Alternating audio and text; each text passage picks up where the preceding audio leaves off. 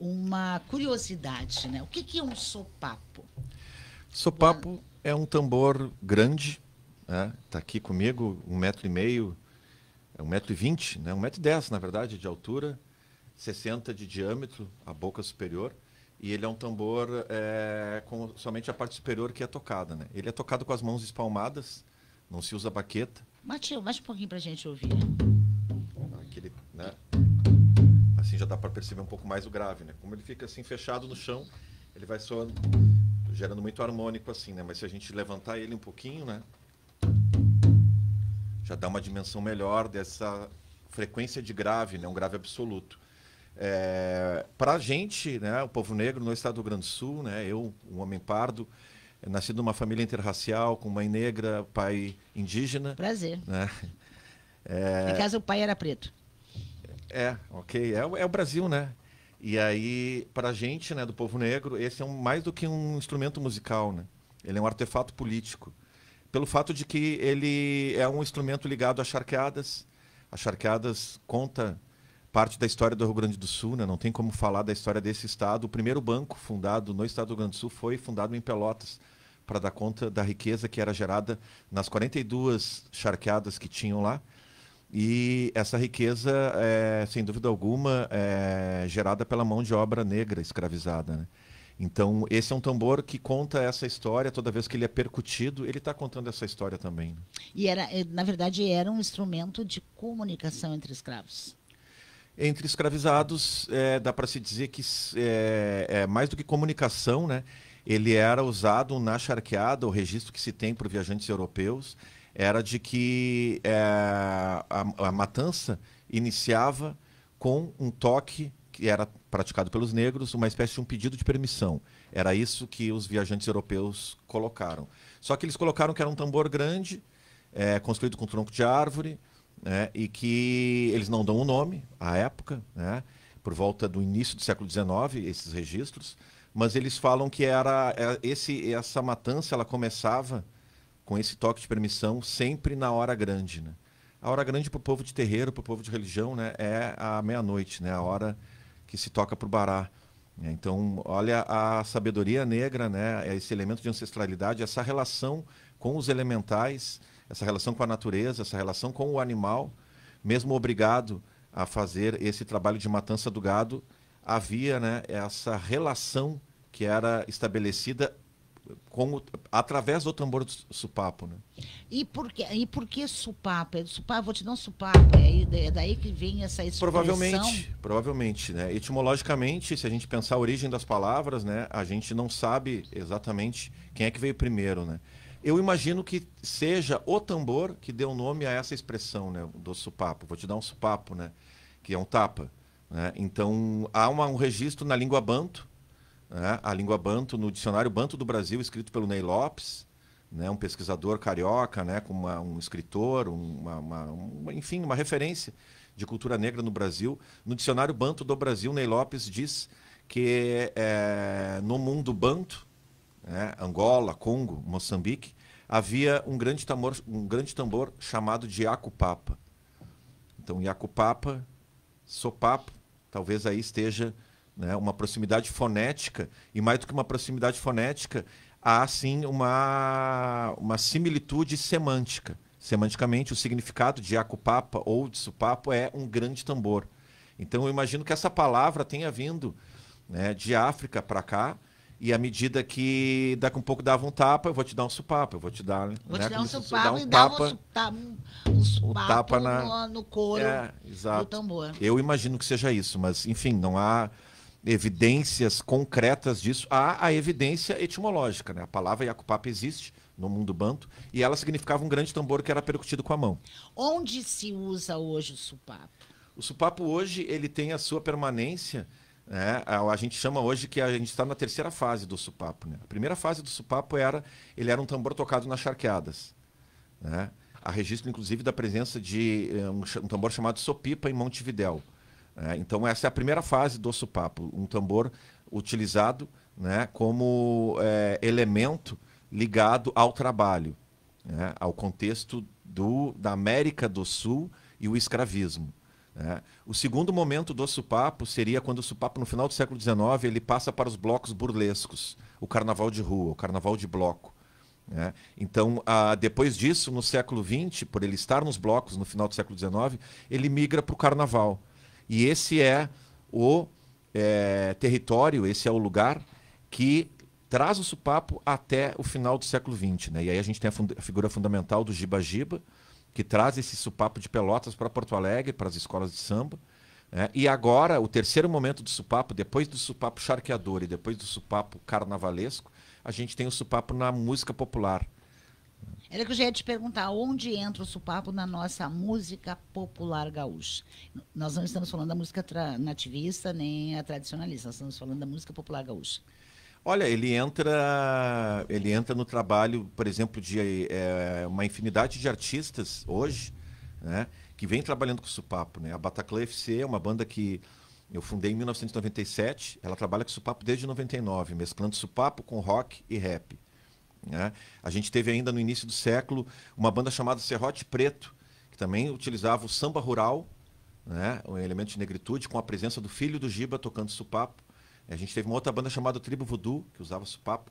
Mais recentemente, né, o supapo ele tem aparecido em diversos trabalhos, diferentes artistas vêm utilizando supapo, né? Pamela Amaro, Tuti Rodrigues, né, que está aqui conosco, né, um artista que não quis falar, está lá no cantinho, que um artista que ganhou 2 Grêmis latinos, né, de música. No disco mais recente dele, utiliza o supapo também como uma referência, né, como um elemento também de crossover, fazendo esse cruzamento de música global com a música local, talvez criando algo que a gente possa chamar de glocal, né? Então, eu acho que o supapo hoje, ele está nesse momento, né, de estar dentro da música popular de modo, talvez assim, não num número grande, né, mas ele está presente. Ele também sobrevive nos pontos de cultura, tem um trabalho muito legal do Ponto de Cultura Quilombo de Supapo, dentre outros pontos de cultura, o Odomodê, né, o Ponto de Cultura Arte Estação, né, no Cassino, alguns pontos de cultura em Pelotas, e já tenho informações, através de uma pessoa que nós conhecemos mutuamente, eu e você, chamada Nathalie Weber, que o Ponto de Cultura aqui em Cachoeira também, em breve, vai ter um supapo. Olha aí. Nathalie, mais uma vez, seja bem-vinda, né? Mais uma vez, obrigada, agitando e mobilizando a comunidade em torno dessa cultura popular e desse conhecimento, porque o que o Richard fez agora foi nos dar uma aula, né? Uhum. E como sabedoria, e a gente não compra na esquina, e conhecimento não ocupa espaço, a gente sempre se cala para quem? Para um profundo conhecedor da história. Boa noite. Boa noite. O Richard é meio que um mentor, assim, né? Meu, aqui no Rio Grande do Sul, tanto na parte técnica de produção cultural e tudo mais, como na parte também, né, da cultura afro-gaúcha, porque eu sou do Maranhão, né? Sim. Então a gente tem referências, a gente tem similaridades, mas claro que tem as especificidades da cultura negro-gaúcha, e com ele foi que eu comecei, né, a entrar nesse mundo, assim. E, inclusive, foi ele que me apresentou o Quicumbi de Cachoeira do Sul a primeira vez, né? A gente já tinha ouvido falar, mas eu, em Porto Alegre, descobri que eles já tinham essa pesquisa, né? Que já tinham esse conhecimento da rota das congadas no Rio Grande do Sul. Então, fui aprofundando mais, né, sobre o Quicumbi em Cachoeira do Sul e na região com o trabalho dele. E a gente, aqui em Cachoeira do Sul, a gente está com um trabalho com a Associação Raiaginga, com o Quicumbi, e a gente, né, é da cultura banto. Então, a gente começou a se aprofundar um pouco mais nessa questão da cultura banto e está seguindo essa linha. Então, assim como a gente trabalha o Quicumbi, o tambor supapo também vem, né, da cultura banto. Então, a gente vai tá ampliando um pouquinho mais, né, os nossos conhecimentos, as nossas práticas, e seguindo essa linha que é daqui da região, né? Estas oficinas, Serraria, ela desperta, elas são destinadas, claro, a qualquer pessoa que queira aprender ou tenha conhecimento, mas me parece que o investimento das nossas crianças, dos nossos jovens, é preservar o futuro, não é? Perfeito. Inclusive, a ideia, né, tu perguntaste com muita pertinência, né, anteriormente, o lugar atual, né, do supapo, né? E eu falei dessas 3 fases do tambor, e acho interessante também pensar, né, a expansão desse tambor no século XXI. E aí, dentro disso, a gente também está com esse projeto, que hoje a gente está passando aqui para o Cachoeira, amanhã a gente vai estar em Rio Pardo, e na sequência por mais 10 cidades do Rio Grande do Sul, né, que é a gente também poder pensar a expansão do tambor para além da música popular, né? Hoje à tarde a gente apresentou, né, a Girafa da Cerquinha, que é a contação de histórias, onde a gente apresenta de um modo sem precisar dar uma aula, né, a gente naturaliza para as crianças uma vivência com o tambor supapo. Elas assistiram uma contação de histórias onde o tambor é um personagem, ele é o elemento central da contação de histórias, né, e depois elas tocaram supapo também. Então, e além disso, né, agora a gente vai apresentar logo mais, né, às 8 da noite, o Supapuriqui. O Supapuriqui é uma obra de poesia que eu lancei no ano de 2020, né, e também vai nessa direção, né, que é um trabalho meu, de pensar a expansão do supapo. Levar o supapo para a literatura, levar o supapo para a contação de histórias, levar o supapo para a performance, esse suporte teatral, dentre outros elementos, né? A gente também tem feito um trabalho de levar o supapo, por exemplo, para a Universidade Federal do Rio Grande do Sul. Nesse momento, eu estou adentrando num pós-doc na antropologia, fazendo um trabalho com o DEDS. O DEDS é o Departamento de Extensão e Desenvolvimento Social, né? Onde a gente leva essa ideia também, né, de que a tamboralitura, mais do que um conceito, né, é uma roda de tambor e em torno dela, qual a poesia que está ali? O Quicumbi é uma tamboralitura, que tem uma série de cânticos. Um terreiro tem ali a presença da tamboralitura. A escola de samba é uma grande roda de tambor e tem o samba enredo, né? A poética que aparece, né, dentro dos terreiros, oriquis, também é uma tamboralitura. A roda de capoeira também tem tambor, também é uma roda de tamboralitura. Então, tentando pensar conceitualmente também, mas, sobretudo, levando para que as pessoas possam vivenciar. Mais do que palestrar ou dar aula, eu acho que nada supera a vivência, a experiência prática, né? E é isso que a gente está fazendo aqui, né, em Cachoeira e amanhã em Rio Pardo. Quantos anos tem esse teu supapo? Esse supapo, ele é um artigo raro, né? Ele é de 1999, construído pelo mestre Batista, o pai do José Batista.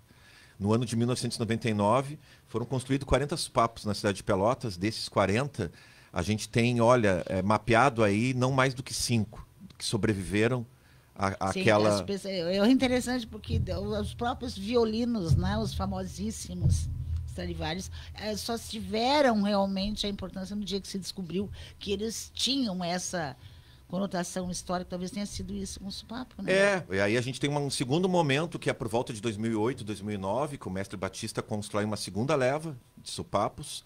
Eu tenho também um exemplar de 2009, né? E agora o José Batista, que sempre esteve presente na construção, junto com seu pai e a sua mãe, né? O Clã Batista, como a gente chama, ele segue construindo e eu estou adquirindo um terceiro supapo também, porque também esse tambor é um tambor, como era o início do processo, é um tambor pesado, é um tambor grave, né? E que é para pessoas altas tocarem ele, né? A gente fez algumas adaptações para usar ele no chão, né? Mas eu também venho trabalhando nesse sentido, né? A Nathalie também tem um trabalho nessa direção, né? De a gente também poder pensar o papel da mulher junto ao tambor, né? Porque eu acho que a expansão disso é que ele não necessite ficar somente no ambiente masculino. Não é um instrumento masculino. Não exclusivamente. Na história no século XX, só menciona homens tocando. Mas isso, para mim, não quer dizer que isso seja uma tradição que não possa ser mudada. E o tamanho da mão influenciaria? Não, porque uma criança tocaria tranquilamente. Pois é, isso que nós estamos fazendo. A gente tem construído em tamanhos menores, né? Porque se a criança, imagina, primeiro não vai conseguir colocar ele no corpo. Se sentar, as pernas não vão ficar, vai ficar no ar. Certo. Então a gente tem feito menores, né? Aqui mesmo, no terreiro, que a gente está logo mais aqui, eu tenho um supapinho menor que eu comprei para minha filha, né? Que era isso, ela tinha 4 anos e já ganhou um supapo, para que ela pudesse, desde que, de idade muito pequena, pudesse dizer, olha, eu tive um supapo, eu ganhei um supapo, nessa ideia de que as crianças possam se apropriar disso. Que bacana, gente. Eu digo sempre, conhecimento não ocupa espaço. Nathalie, obrigada por ter nos proporcionado a mim, ao Volney e também a todos os nossos ouvintes esses momentos tão lúdicos de cultura, né? Muito obrigada também, Michel de Serraria. E a gente espera logo, logo uma oficina de supapo aqui né? O Tuti Rodrigues, né, se escondeu lá, vem aqui para dar um oi para os nossos ouvintes aqui, por favor. Nós temos aí, pode dar um beijo aí, produtor musical, produtor audiovisual, né? Bata aqui, voltem sempre, é sempre um prazer recebê-los Novembro aqui. estaremos aqui novamente. Né? O Richard é o coordenador, né, do cortejo, o coordenador Sarau da musical. Memória, 4º ano estaremos aqui novamente. Estaremos, então, com os microfones abertos de novo.